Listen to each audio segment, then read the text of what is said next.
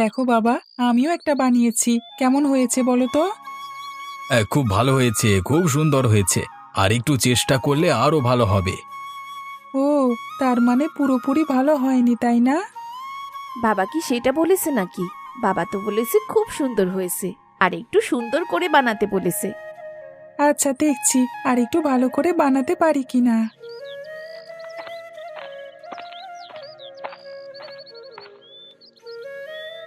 কি গো মা, কোথায় গেছিলে? অনেকক্ষণ ধরেই দেখছি না। ওই তো একটু পাশের বাড়ি গিয়েছিলাম। বিকেলে একটু হাঁটাহাঁটি না করলে ভালো লাগে না। তোমার পান কি ঘরে আছে নাকি ফুরিয়ে গেছে? ফুরিয়ে গেলে আসবার সময় নিয়ে আসবো বাজার থেকে। না না, এখনো তো অনেকগুলো আছে। এবার তো তুই বেশি করে এনেছিস, আর আমি তো একাই খাই, তোরা তো কেউ খাস না, তাই এখনো শেষ হয়নি। কে বলেছে তুমি একা একা খাও? আমিও তো মাঝে মাঝে সেটা খাই, বলো বাবাকে। মনে হচ্ছে খুব গৌরবের কথা বলছিস বাবাকে। তুই এত ছোট মানুষ হয়ে কেন পান খাস? আরে বৌমা, ও কি আর অত খায় নাকি? আমি খেলে আমার থেকে একটু চেয়ে চিনতে খায় আর কি। তা বাবা, তুই কি সন্ধ্যায় আসার সময় আবার বাজারে যাবি নাকি? হ্যাঁ মা, যে কটা পাখা বানিয়েছি সবগুলো দেখি বিক্রি করতে পারি কিনা, তারপর কিছু বাজার সদাইও নিয়ে আসবো। বাবা, আজকে আমাকেও সাথে নাও না। আমিও যাব তোমার সাথে। আমি গেলেই দেখবে তোমার সব পাকা বিক্রি হয়ে যাবে। তারপর একটা লাঠিমও কিনে দেবে, আমি খেলবো। আমার সব বন্ধুদের লাঠি মারছে, ওরা সবাই স্কুলে নিয়ে আসে আর আমাকে দেখিয়ে দেখিয়ে খেলে। স্কুলে কেউ কি খেলার জিনিস নিয়ে যায় নাকি? তোদের স্কুলের শিক্ষকরা যখন দেখবে তখন সবার কান মুলে দেবে, দেখবি। মোটেও না। বাবা, আমিও তোদের সাথে হাতে হাতে পাখাগুলো বানিয়ে শেষ করে দিই, তাহলে তুই তাড়াতাড়ি বাজারে যেতে পারবি। মা, আপনি তো আজকাল ভালো দেখছেন না, আপনার কষ্ট হয়ে যাবে। এটা কোনো কষ্ট না বৌমা, সবার সাথে হাতে হাতে কাজ করাই ভালো। আচ্ছা ঠিক আছে, বসুন তাহলে।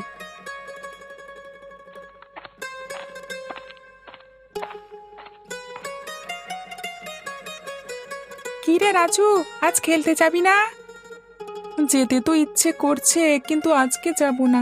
আমি বাবার সাথে একটু পরে বাজারে যাব পাখাগুলো বিক্রি করতে। সব পাখা বিক্রি হয়ে গেলে একটা লাল দেখে লাঠিম কিনবো। এখন তো তোরা সবাই আমাকে দেখিয়ে দেখিয়ে খেলিস, তখন আমিও দেখাবো। এভাবে বলছিস কেন রে? আমি কি তোকে আমার লাঠিম দিই না খেলতে? তুই একাই দিস, আর তো কেউ দেয় না। তাছাড়া তুই কি সব সময় দিস নাকি? তোর যখন মন চায় তখন একটু দিয়ে দিস, আবার একটু পরেই চাইতে শুরু করিস। তাই এখন থেকে তোদেরটা আর লাগবে না রে। আমি আজকে লাল টুকটুকে বড় দেখে একটা কিনে আনবো, দেখিস। আমাকেও একটু দিস রাজু। আমি এতদিন তোকে আমার লাঠিম দিয়েছি, এখন তুই আমাকে একটু দিবি না? দেবো, তবে একটু খেলবি, বেশি না, ঠিক আছে? হ্যাঁ, ঠিক আছে। আচ্ছা, তুই এত ঝগড়াটে কবে থেকে হলি রে রাজু? এটা তো একদম ঠিক কথা না। আমাকে ঝগড়া করতে কোথায় দেখলে মা?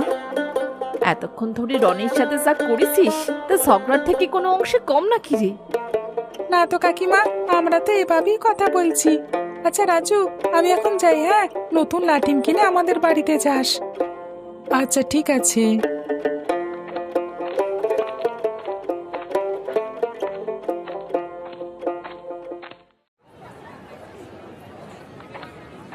ভাইরা, বোনেরা, দিদিরা, দাদারা, ছোট বড় সবাই আসেন আসেন, অসীম দাদা তালপাতার পাখার জাদু দেখে যান। এই পাখার বাতাসে মন প্রাণ একদম শীতল হয়ে যাবে, গরম মেজাজ এক নিমেষেই ঠান্ডা করে দেবে আমার জাদুর তালপাতার এই পাখা। আজই কিনে নিন অসীম দাদার তালপাতার পাখা, কিনে নিন, কিনে নিন। বাবা, অনেকক্ষণ ধরে তো বসে আছি, কেউ তো আমাদের কাছে আসছে না। এত অস্থির হলে কি হবে? চুপ করে বসে থাক। আগে তো কখনো তুই বাজারে আসিসনি, তাই জানিস না। যার দরকার হবে সে নিশ্চয়ই আসবে, আর যার দরকার নেই সে অকারণে এসে কি করবে বল দেখি। কেউই তো আসছে না, তাহলে কি কারোর দরকার নেই নাকি? আমি লাঠিম কিনবো কখন?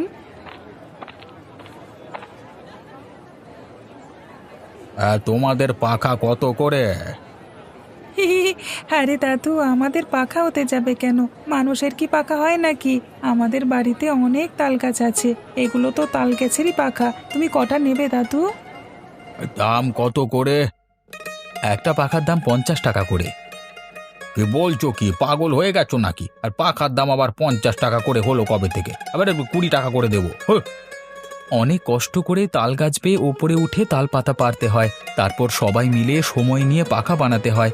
এইসবের কোনো দাম নেই বুঝি। 20 টাকায় দিতে পারলে পারো কিনা দেখো। না না, এই দামে দেওয়া সম্ভব নয়। আচ্ছা যাই তাহলে, তুমি যে দাম চাইছো এ দামে বাপু একটাও বেচতে পারবে কিনা সন্দেহ আছে। না পারলে কি আর করা যাবে, বাড়ি চলে যাব। আচ্ছা তুমি বসে থাকো, দেখি কে কিনতে আসে তোমার কাছে এত দাম দিয়ে। বাবা, বুড়ো দাদু তো দেখি পাখা না নিয়েই চলে গেল। তুমি মনে হয় বেশি দাম চাইছো। 20 টাকা করেই দিয়ে দাও না বাবা, কেউ তো আর কিনতে আসছে না, চারিদিকে অন্ধকার হয়ে যাচ্ছে, রাত হয়ে গেলে সবাই তো বাড়ি চলে যাবে। এত কথা বলিস না, এত কষ্ট করে বানিয়ে এখন বিনা লাভে বিক্রি করে দিলে ভাত খাবি কোথা থেকে? আর লাঠি বা কিনে দেবো কোথা থেকে? হ্যাঁ আচ্ছা, তাহলে এখন থেকে আর কথা বলবো না।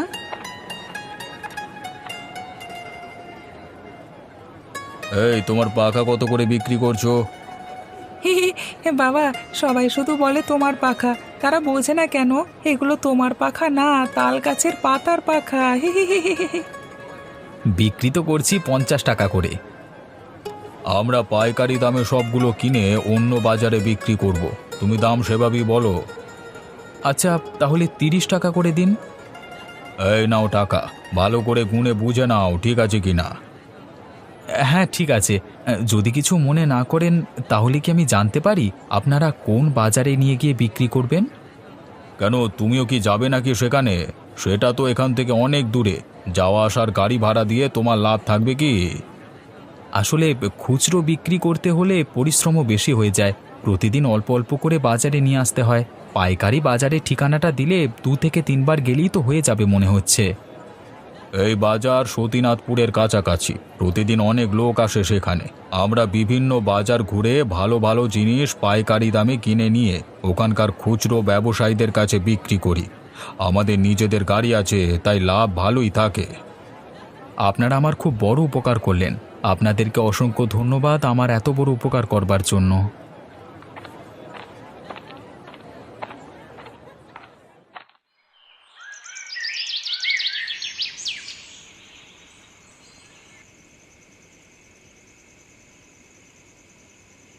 লাল লাটিম কিনে বেজায় খুশি, খুশিতে যেন বাকবাকুম হয়ে আসিস। হ্যাঁ, অনেক খুশি।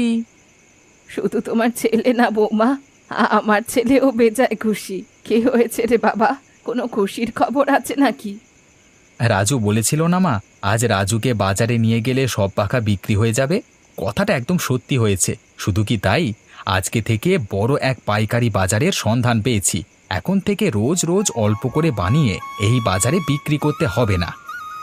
তাই নাকি রে দাদু ভাই, তাহলে তো তোর ভাগ্য খুলে দিয়েছে। ঠিক বলেছ মা, ওই বড় বাজারে নাকি অনেক মানুষ আসে, ওখানে সবকিছুরই অনেক চাহিদা। আমি এখন থেকে ভাবছি সাথে আরো 2টো ছেলে নেব কাজে, একেবারে অনেকগুলো পাখা বানিয়ে মাসে 2-3 বার শুধু বিক্রি করতে যাব। যাক, এতদিনে আমার দাদু ভাইয়ের ওসিলায় তাহলে আমাদের উন্নতি হচ্ছে। তোকে একটা কথা বলাই তো হলো না দেখছি। আমার এক মামা শ্বশুর আছেন শ্যামনগর গ্রামের, তোর বাবার বড় মামা। ওনার কথা কি ভোলা যাবে কখনো? এই একমাত্র ব্যক্তি যিনি বাবার সকল সুখে দুঃখে পাশে থাকতেন ছায়ার মতো। ওনার কি কিছু হয়েছে নাকি? অনেকদিন তো কোনো খোঁজ নিতে পারছি না। এই জন্যেই বলছিলাম ওনাকে আমাদের বাড়ি একবার নেমন্তন্ন করলে কেমন হয়। খুব ভালো একটা কথা বললে মা, আমি পরশু সকালে গিয়েই ওনাকে সাথে করে নিয়ে আসব। এটাই ভালো হবে।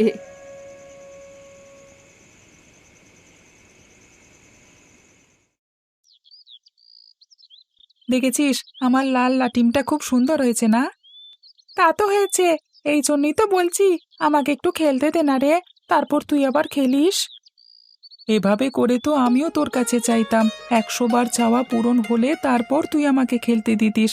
তুই তো এখন মাত্র কয়েকবার চেয়েছিস, আমি এক্ষুনি দিয়ে দেব। তুই কি গুনেছিলিস নাকি যে 100 বার চাওয়ার পরেই আমি দিয়েছি? না গুনলে বললাম কিভাবে? দেখ রাজু, ভালো হবে না বলে দিলাম। এতদিন যখন তোর ছিল না, তখন আমি তোকে দিয়েছি। এখন যদি তুই আমাকে না দিস তাহলে কিন্তু খুব খারাপ হয়ে যাবে বলে দিলাম। দিবি না তুই? আমি কি না বলেছি না কি যে দেব না? মাত্র 30 বার হয়েছে, আরো 70 বার চা, তাহলেই দিয়ে দেব। তবে রে, দেখাচ্ছি মজা।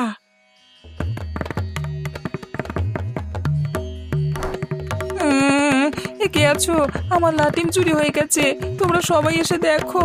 আমার লাঠিম নিয়ে যাচ্ছে চোরকে, তোমরা সবাই ধরো ধরো, আচ্ছা করে দাও।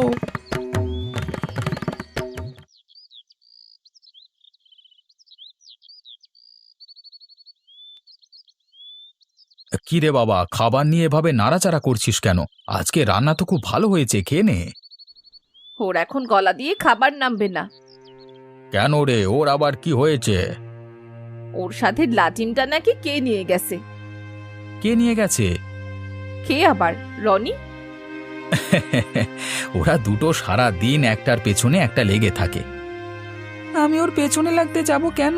ওই তো আমার পেছনে লেগে থাকে, এই জন্যই তো আমার লাঠিমটা নিয়ে চলে গেল। আচ্ছা আচ্ছা, হয়েছে, এখন খা। এমন অনেক লাটিম আমি কিনে দেব, বিকেলে আমাকে তোদের বাজারে নিয়ে যাস। এখন খা। আপনাকে হাঁসের ডিমের তরকারিটা দেই, আপনি তো খুব পছন্দ করতেন হাঁসের ডিম। হ্যাঁ হ্যাঁ, দাও একটু। তোমার হাতের এই তরকারিটা মাঝে মাঝে খেতে খুব ইচ্ছে হয়, কিন্তু একা তো আর এখন আসতে পারি না, তাই আর খাওয়া হয় না। সবাই তো এখন যে যার কাজে ব্যস্ত, কাকে আর বলবো। আচ্ছা, অসুবিধে নেই। এখন থেকে প্রতি মাসের 10 তারিখ আমি অসীমকে আপনার বাড়ি পাঠাবো। আপনার খোঁজ খবরও নিয়ে আসবে, আর সাথে আপনি যদি আসতে চান একেবারে ও নিয়ে আসবে। এটা তো খুব ভালো কথা বলেছো মা, এখন থেকে এটাই করব আমি।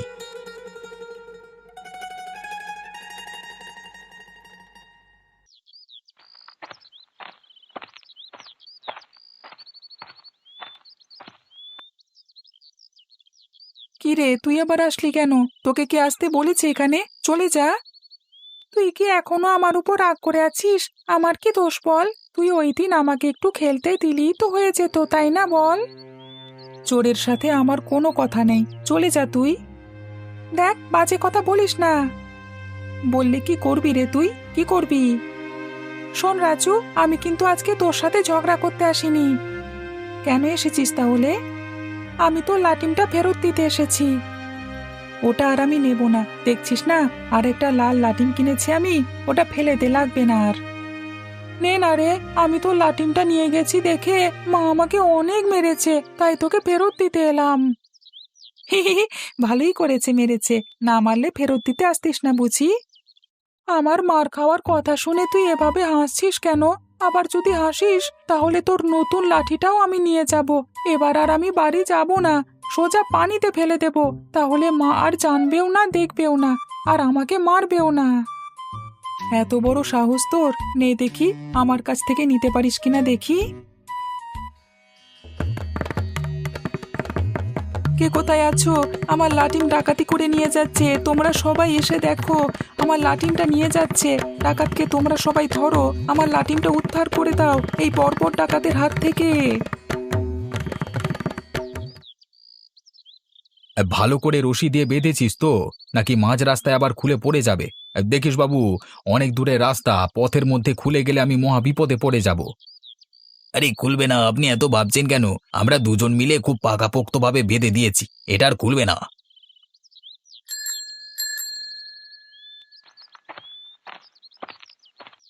কি রে, এমন ভ্যাঁ ভ্যাঁ করে আবার কাঁদছিস কেন? কার সাথে আবার ঝগড়া করে এলি? তোর তো আবার ঝগড়া না করলে পেটের ভাত ভালো করে হজম হয় না।